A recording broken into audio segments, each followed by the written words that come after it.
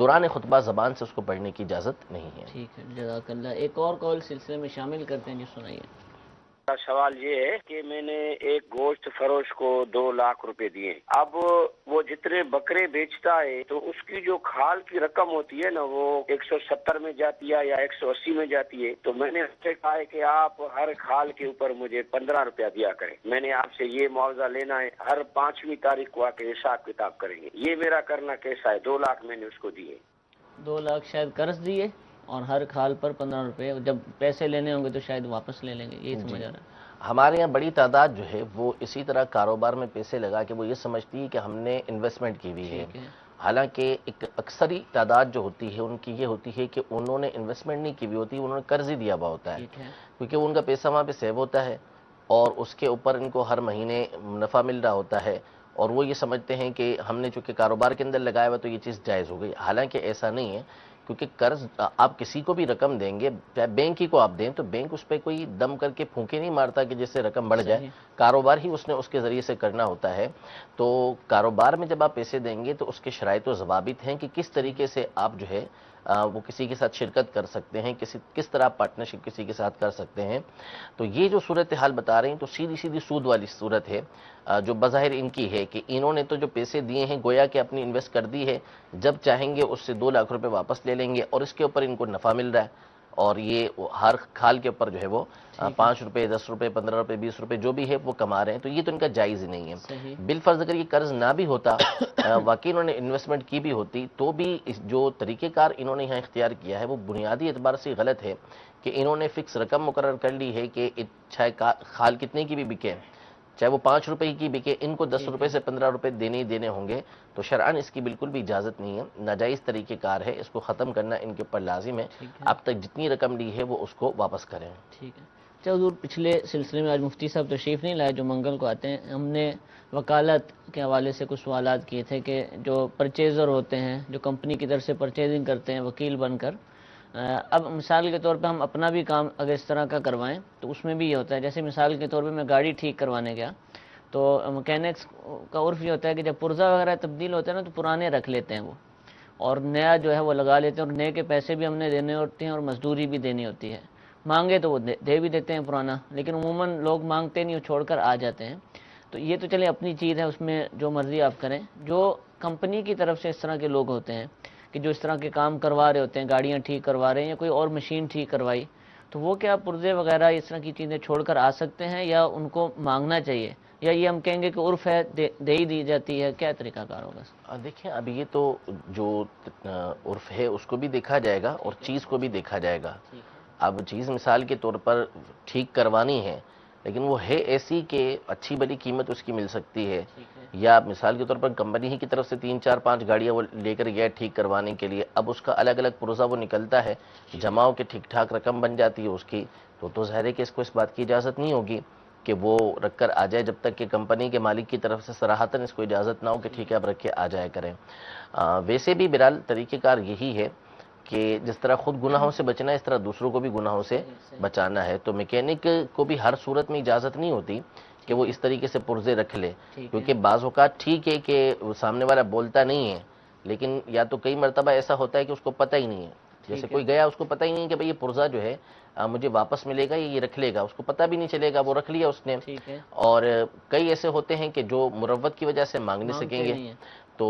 حالانکہ دل ہوتا ہے کہ دے دئیے لیکن وہ شرماتے ہیں کہ یار کہاں سے یہ چیز مانگے ہم، اور کئی ہوتے ہیں کہ جو مانگ بھی لیتے ہوں گے، تو اس لیے میکینک کو بھی یہی چاہیے کہ وہ اول تو ایسی چیز اس کو دے دے، سوال تو کرے ہی نہ، رکھے بھی نہ، سوال نہ کرے، وہ دے دے، اب وہ کہتا ہے کہ میری ضرورت کی چیز نہیں ہے آپ رکھ لیں تو ٹھیک ہے آپ رکھ لیں۔ جیسے بہت ساری اس کے اندر صورتیں بنتی ہیں، گھروں کے اندر جو ہے وہ کام کرنے کے لیے جو آتے ہیں الیکٹریشین آتے ہیں یا پلمبر وغیرہ آتے ہیں، تو بہت سی پرانی چیزیں ہوتی ہیں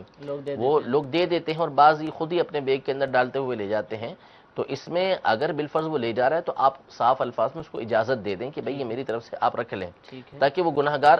آپ کی وجہ سے نہ، آپ کی طرف سے نہ ہو، وہاں پر وہ جو ہے لے جانا اس کا درست ہو جائے۔ تو اس لیے اس بات کی احتیاط تو ضروری ہے، بالخصوص اگر کسی اور کا کام لیا ہوا ہے کمپنی کی طرف سے، مثال کے طور پر جیسے بیان کیا آئے ہوئے ہیں، تو بالکل واضح طور پہ اس سے مانگ لینا چاہیے اور لے کر کمپنی تک پہنچانا چاہیے. ہاں پھر کمپنی کا مالک کہتا ہے کہ اس کو آپ کباڑ میں دے دو، کباڑ میں دے دیں، بیچ دیں، کچھ بھی کر دیں، تو پھر ٹھیک ہے. اچھا حضور، یہ اب مثال کے طور پر میں نے خود ہی ابھی پچھلے ہفتے ایک نل ٹھیک کروایا فلاں 200 روپے مثال کے طور پر طے ہوئے. اچھا جب وہ کام انہوں نے کیا تو میں نے کہا یہ نل مجھے دے دیں، پرانا اچھا نل تھا. کہتے نہیں یہ میں نہیں دوں گا، یہ تو میرا ہے. میں نے کہا آپ کا کیسے ہو گیا؟ کہتے نہیں اگر یہ پھر نہیں دیں گے تو 300 روپیہ. تو اب یوں لگ رہا ہے کہ بظاہر اس طرح ان کے ذہنوں میں ہوتا ہے کہ یہ بھی اجرت کا ایک حصہ ہے. منہ سے نہیں بولا جاتا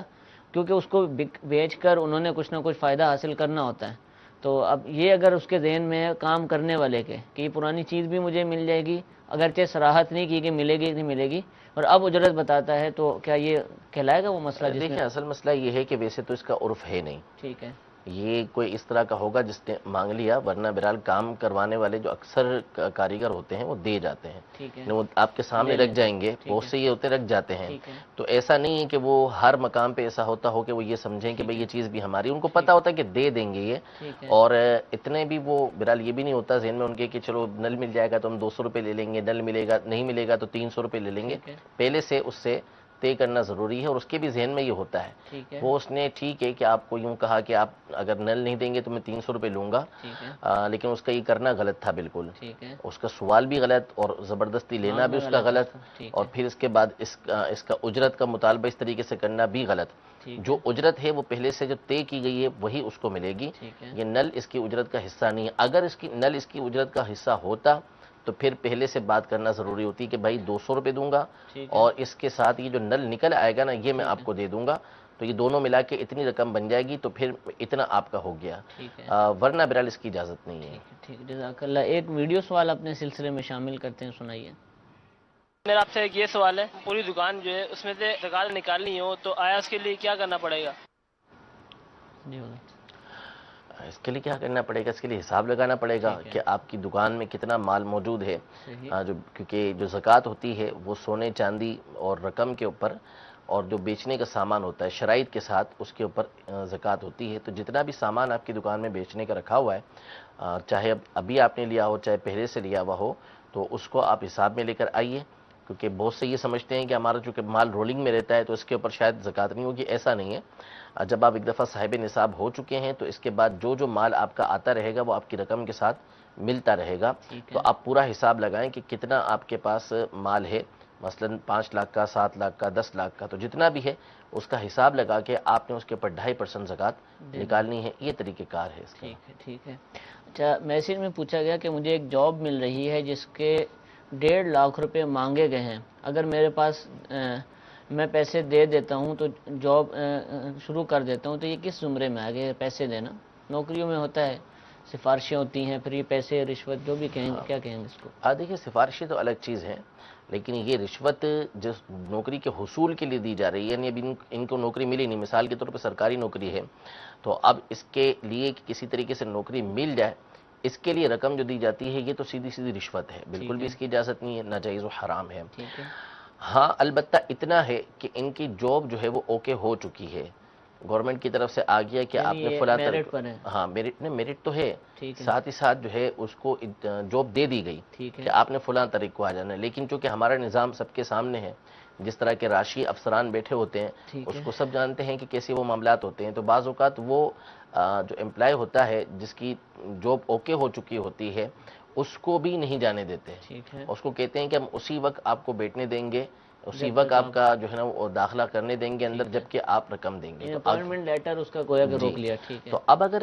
وہ جو ہے نوکری اس کی اوکے ہو چکی ہے، اس کے حقدار وہ بن چکا ہے، مستحق ہو چکا ہے،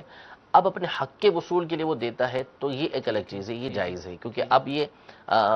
وہ نہیں کر رہا کہ نوکری کے حصول کے لیے رقم دے رہا ہو، بلکہ نوکری اس کی اوکے ہو چکی ہے، اس کو بیٹھنے نہیں دیا جا رہا وہاں پر، ایسے راشی افراد موجود ہیں، تو یہ ایک اجازت کی صورت بنتی ہے. باقی اس کے علاوہ نوکری کے حاصل کرنے کے لیے کسی کو پیسے دینا یہ جائز نہیں. یہ جو آپ نے آخری صورت بیان کی یہ بھی ایکچوئل صورت بیان کر کے کسی مفتی سے پوچھ لیں. بالکل، یعنی یہ سب کے لیے حکم نہیں آ گیا، ورنہ تو ہر ایک خود ہی فیصلہ کرے گا. تو جب بھی ایسا معاملہ ہے تو ڈائریکٹ مفتیان کرام سے رابطہ کیا جائے. یہاں جو جوابات دیے جاتے ہیں وہ عموماً ایک عام صورتحال کے اعتبار سے ہوتے ہیں، کسی خاص صورت پر ان کا آپ کا منطبق کرنا، اس کو سمجھ لینا، یہ شاید درست نہ ہو سکے بعض صورتوں میں۔ ایک ویڈیو سوال سلسلے کا حصہ بناتے ہیں، جی سنائیے۔ میرا مفتی صاحب سے سوال یہ ہے کہ ہم ہول سیل مارکیٹ سے مرچ مسالے خریدتے ہیں، اب دکاندار ہم سے یہ کہتا ہے کہ یہ خالص ہے، بالکل پیور ہے، اگر وہ خالص نہیں ہوئے تو اس کے بارے میں ہمارا کیا حل ہو؟ جی حضرت، یہ غالباً پرچون والے ہیں، ریٹیلر ہیں، اور ہول سیلر ان کو کہتا ہے خالص ہیں، اور آگے پھر یہ لوگوں کو خالص کہہ کر بیچتے ہیں اس کے بہاف پر۔ اب کیا یہ دیکھیں، کہیں؟ مسئلہ یہ ہے کہ ظاہر ہے کہ جب ایک بندہ کام کرتا ہے تو اس کو بہت ساری چیزوں کی پہچان ویسے ہی ہو جاتی ٹھیک ہے، تو اب یہ ظاہر ہے کہ جب یہ کام کر رہے ہیں تو ان کو اگر اس چیز کی پہچان ہو جاتی ہے کہ یہ خالص نہیں ہے، اب یہ خالص کہہ کے آگے بیچ رہے ہیں تو ظاہر سی بات ہے گناہ گار ہوں گے، غلط کریں گے، بھلے پیچھے سے اس نے کچھ بھی کہا ہو، لیکن پہچان نہیں ہے، وہ اعتماد والا بندہ ہے جس نے دیا ہے، تو اس کو پھر آگے کہہ کے دے سکتے ہیں کہ بھئی یہ جو ہے وہ خالص ہم نے خریدا تھا، وہی آپ کو ہم دے رہے ہیں۔ لیکن یہاں پر ایسی گفتگو کرنے کی حاجت ہی نہیں ہے۔ ٹھیک ہے، آپ دھوکہ دیے بغیر، کوئی جھوٹ بولے بغیر، جو رقم بنتی ہے آپ اس کو بول دیں کہ بھئی یہ چیز ہے، دیکھ لیں آپ، اور یہ اتنے کی ہے، اس طریقے سے بیچ دیں۔ آپ آگے جو ہے اس کو خالص یا جو ہے وہ ملاوٹ والا کہنے کی آپ کو حاجت ہی نہیں ہے، اس طرح کے معاملات اٹھانے کی حاجت ہی نہیں اصل ہے۔ میں لوگ پوچھ رہے تھے ایک نمبر ہے نا بھائی، خالص ہے نا بھائی، تو اب یہ کیا کہے آگے سے، یعنی لوگوں کے پوچھنے پر جواب کیا دیا جائے؟ پھر اس میں یہی صورتحال ہے جو میں نے عرض کی کہ اگر تو پہچان ہے بالکل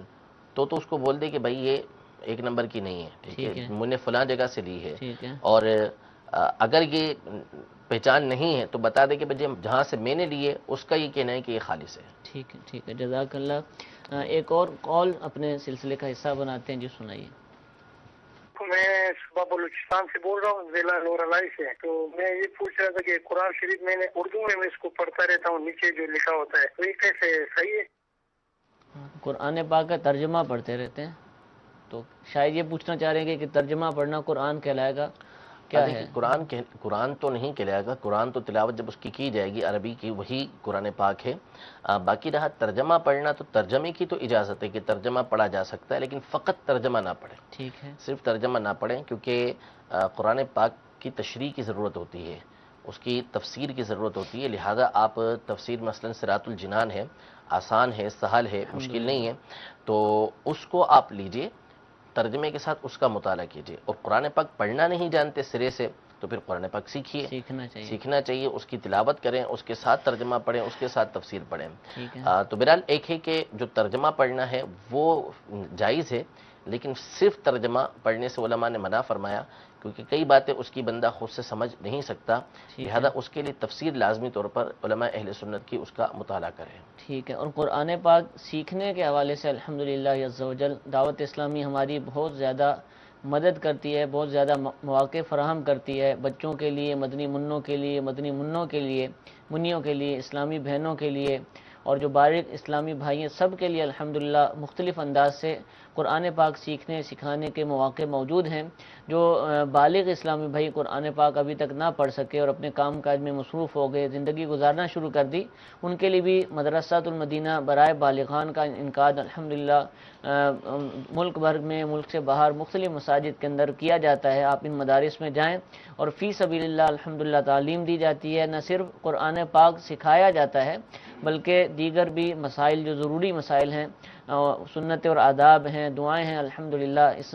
حلقے کے اندر یاد کروائی جاتی ہیں۔ 41 منٹ کا کم و بیش یہ مدرسہ ہوتا ہے، اس میں آپ ضرور شرکت کریں۔ اگر آپ ایسی جگہ پر ہیں کہ آپ کے علاقے میں مدرسۃ المدینہ بالغان کا اہتمام نہیں ہے تو آپ آن لائن بھی الحمدللہ مدرسۃ المدینہ کی سروس موجود ہے، اس کے ذریعے بھی آپ کوشش کریں تو رابطہ کر کے مدرسے میں شرکت کر سکتے ہیں، سیکھ سکتے ہیں۔ اور اگر آپ کے پاس یہ سہولت بھی نہیں کہ انٹرنیٹ کی استعمال آپ نہیں کرتے، آپ کے علاقے میں مدرسہ نہیں لگتا، تو قرآن پاک تو سیکھنا ہی ہے، تو اگر آپ مدنی قافلوں کے مسافر بن جائیں گے، مدنی کورس کر لیں گے، مختلف اس طرح کے نماز کورس وغیرہ، تو انشاءاللہ ان کے ذریعے بھی قرآن پاک سیکھنے کا آپ کو موقع ملے گا۔ قربانی دیجئے، قرآن پاک سیکھیے، کہ جب تک قرآن پاک نہیں سیکھیں گے، درست انداز سے نہیں پڑھیں گے تو نماز بھی درست انداز سے ادا نہیں کر پائیں گے، بعض صورتوں میں تو نماز سرے سے ہی نہیں ہوگی۔ تو جو قرآن پاک پڑھنا نہیں جانتے ان سے مدنی التجا ہے کہ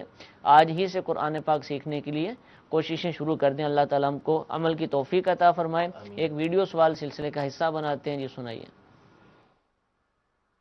میرا مفتی صاحب سے یہ سوال ہے کہ میں پاپڑ کی ایک بوری لاتا ہوں، اس میں تقریباً 30 کلو یا 35 کلو وزن ہوتا ہے، 1.5 کلو 2 کلو سوکھ جاتا ہے، کیا اسی حساب میں بیچوں یا پھر کچھ بڑھا کر بیچوں؟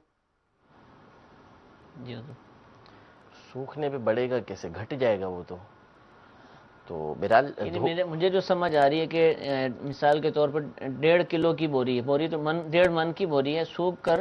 کچھ کم ہو گئے، تو اب یہ ہے کہ جس حساب سے ریٹس پہ لائے تو اسی پر بیچوں یا ریٹ بڑھا دوں تو جو سوکھ گیا اس کا بھی کوریج ہو جائے، کیا کریں؟ دیکھیں مسئلہ یہ سمجھ آ ہے رہا ہے کہ بہرحال۔ مسئلہ یہ ہے کہ جو شرعی مسئلہ ہے وہ تو یہ ہے کہ کاغذ کا ایک ٹکڑا بھی 1000 درہم کے بدلے بیچا جا سکتا ہے، اس میں کوئی ممانعت نہیں ہے،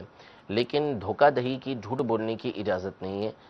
غلط چیز بیچنے کی اجازت نہیں ہے۔ اگر آپ جو بوری ہے اسے بیچ رہے ہیں اور اس کے اندر اتنا زیادہ سوکھے ہوئے پاپڑ ہیں، اور اتنے زیادہ سوکھے ہوئے پاپڑ عام طور پر نہیں ہوتے، ٹھیک ہے، تو اس صورت میں تو اس کو بغیر بتائے بیچنے ہی کی اجازت نہیں ہوگی۔ اب رہا کہ آپ 35 کلو لے کر آئے اور اس میں 2 کلو سوکھ گیا، اور مثال کے طور پر یہ آپ 2000 روپے کی لے کر آئے تھے، آپ اگر سوکھنے کی صورت میں بیچتے ہیں تو 1800 روپے کی بکتی ہے، ٹھیک ہے، اور آپ سیدھا سیدھا اس کو بول دیتے ہیں کہ نہیں جی یہ ساری کی ساری 35 کلو کی جو ہے وہ سوکھی بھی نہیں ہے، یہ تر ہی ہے ساری، تو میں آپ کو جو ہے وہ یہ 2000 کی بیچوں گا، تو غلط ہو جائے گا۔ ٹھیک ہے، آپ اس کو کہہ دیں کہ بھائی یہ اتنا مال ہے، اس کے اندر تقریباً 1.5-2 کلو سوکھا ہوا ہے، اور یہ 2000 کی یا 3000 کی یا 4000 روپے کی، جھوٹ نہ بولیں، ٹھیک ہے، آپ صاف الفاظ میں کہہ دیں کہ بھائی اتنے کی میں بیچتا ہوں، ٹھیک اور ہے، وہ خریدتا ہے تو ٹھیک ہے، ورنہ جھوٹ بولنے کی، دھوکہ دینے کی بہرحال اجازت نہیں ہے۔ ٹھیک ہے، صراحت کرنا ضروری ہے۔ میسج کے ذریعے سوال پوچھا گیا، کیا میں اپنی کار کسی کو فکس میں دے سکتا ہوں؟ مطلب ہر منتھ وہ بندہ مجھے ایک فکس رقم دے گا، یعنی اتنے 1000 روپے ہر مہینے آپ کو مجھے دینے، یہ کار لے لیں چلائیں اس کو جو ہاں دیکھیں اس میں مسئلہ نہیں ہوتا، جیسے رکشے وغیرہ دیتے ہیں یا کار وغیرہ مختلف جگہوں پہ لگا دیتے بھاڑے ہیں، پر جس کو کہتے ہیں، بھاڑے پر دے دیتے ہیں، تو یہ شرعاً اگر اس میں شرائط کی پابندی کی جائے تو جائز ہے۔ ٹھیک ہے، اس کو کرائے پر دینا، جیسے گھر کرائے پہ کوئی دیتا ہے ٹھیک ٹھیک تو سارے وہ مخصوص کرائے پر دیا جاتا ہے، وہ کاروبار کی جو شراکت کی صورت ہے وہ نہیں ہے۔ ٹھیک ہے، اب اپنی گاڑی کسی کو دے دی کہ ماہانہ آپ 10,000 15,000 20,000 جو بھی ہے وہ دیں گے تو یہ جائز ہے، ٹھیک ہے، لیکن اس میں خرچہ وغیرہ جو ہوگا، مثال کے طور پہ گاڑی کہیں پہ لگ گئی تو اب جو خرچہ دینا ہوگا وہ مالک کو دینا ہوگا، وہ جو بھاڑے پہ جس نے لیا اس کے اوپر نہیں ہوگا۔ تو اس نے ماری ہے، جان بوجھ کے ماری ہو تو ایک الگ بات ہے، ٹھیک ہے، لیکن مثال کے طور پہ غلطی سے لگ گئی تو یا کوئی خرابی نکل آئی، مثال کے طور ٹھیک پر ہے، کوئی ایسی چیز نکل آئی کہ جس کی وجہ سے خرچہ کروانا پڑا، تو اب یہ نہیں ہوگا کہ چونکہ تم چلاتے ہو لہذا تم دو، نہیں، جس کی گاڑی ہے جو مالک ہے وہی اس کے اندر ہی خرچے کروائے گا۔ جیسے آئل تبدیل کروانا ہے، اس کی لائٹ خراب ہو گئی، جی، اگر طے ہو جائے کہ بھئی یہ بھی آپ ہی نہیں، نے اور وہ راضی بھی ہو سامنے نہیں، والا، اس کی اجازت نہیں ہے، اگر وہ راضی ہے سامنے والا، نہیں تو بھی یہی دے گا، کیونکہ اصل میں یہ مالک ہے نا، ٹھیک تو ہے، یہ اسی کے اوپر یہ ساری کی ساری چیزیں آئیں گی، تو اسی کو دینا ہوں گی یہ۔ جیسے اب ہم مکان لیتے ہیں کرائے پر تو بڑا کام تو ظاہر سی بات مالک کروائے گا، کوئی چھوٹا سا بٹن خراب ہو گیا، ہم معمولی تو چیزیں اب یہ ہوتی ہیں، چیزیں ہاں، کرایہ داری کروا رہے ہوتے ہیں، جی، تو کیا لیکن اسی طرح گاڑی میں اب لائٹ خراب ہوگی 10 روپے کا بلب لگوانا ہے؟ وہ لگوا سکتے تو ہیں، اس طرح کی معمولی چیز- چیزیں ہو ٹھیک ہے، سکتی ہیں، لیکن جو بڑے بڑے کام ہیں ٹھیک ہے، وہ نہیں ہو سکتے اس کے ٹھیک ہے، اندر۔ ٹھیک ہے، اس کو دیکھ لیا جائے۔ جی ایک اور ویڈیو سوال اپنے سلسلے کا حصہ بناتے ہیں، سنائیے۔ میں یہ پوچھنا چاہتا ہوں کہ کوئی جانور ایسا جو بیمار ہو، انسان کے لیے وہ نقصان دہ ہو، تو ایسا بیچنا جائز ہے یا نہیں؟ جی اس کا جواب ہاں، بالکل اپنے واضح گھر والوں کو بیچ سکتے ہیں، ٹھیک ہے، یعنی کوئی بیچے گا اپنے گھر والوں کو، ظاہر ہے نہیں بیچے گا اس کو، بیچے تو گا، پھر دوسرے مسلمانوں کو کیوں ایسی چیز بیچیں گے؟ ٹھیک ہے، پھر دوسرا، اس طرح کے جانور بیچنا قانوناً جرم ہوتا ہے، ٹھیک ہے، قانون بھی اس کی اجازت نہیں دیتا، لہذا بالکل بھی ایسے جانور بیچنے کی اجازت نہیں ہے کہ جو بیماریاں موجود ہیں اور یہ نقصان پہنچائے گا، تو اس کی قانوناً اجازت ہی نہیں ہوتی، لہذا صحیح، اس کو بیچنے کی بھی اجازت نہیں ہوگی۔ ٹھیک ہے، بالکل اس کو نہ بیچا جائے اور ایسی چیزوں سے بچا جائے۔ اچھا، ایسے شخص کے بارے میں جس کے بارے میں پتہ ہو تو کیا اطلاع دینا یہ کیا غیبت کہلائے گا، کیا کہلائے گا؟ بالکل ہمیں نہیں پتہ ہے کہلائے کہ گا، ہمارا فلاں دکاندار ایسا کرتا ہے، بالکل ضروری ہے اسے کے بارے میں اطلاع دی جائے، لیکن ظاہر ہے کہ اب اطلاع دینے والے کی نیت پر ڈیپینڈ کرتا ہے کہ وہ کس وجہ سے اطلاع دے رہا ہے، صرف اس کو کاروباری نیچا دکھانے کے لیے، واقعی مسلمانوں کی خیر خواہی کی وجہ سے دے رہا ہے، وہ اپنی نیت پہ غور کر لے، اور پھر اس کے بعد ظاہر ہے کہ آگے جو ہمارے ملک کا طریقہ کار ہے وہ سب کے سامنے واضح ہے۔ ٹھیک ہے، اور جو کام کرتے ہیں اس کے پاس ان کو بھی پتہ ہے کہ ہم خراب کر رہے ہیں، تو کیا ان کا کام کرنا جائز کہلائے گا؟ بالکل ایسی چیز بیچنے کی اجازت نہیں ہوگی، ٹھیک ہے، وہ چیزیں بیچیں ٹھیک کہ ہے، جن کا بیچنا درست ہے۔ ٹھیک ہے، ٹھیک ہے۔ جی جامعۃ المدینہ کے طلبہ کرام بھی ہمارے سلسلے کا حصہ ہوتے ہیں، ان سے بھی ایک سوال لیتے ہیں۔ السلام علیکم۔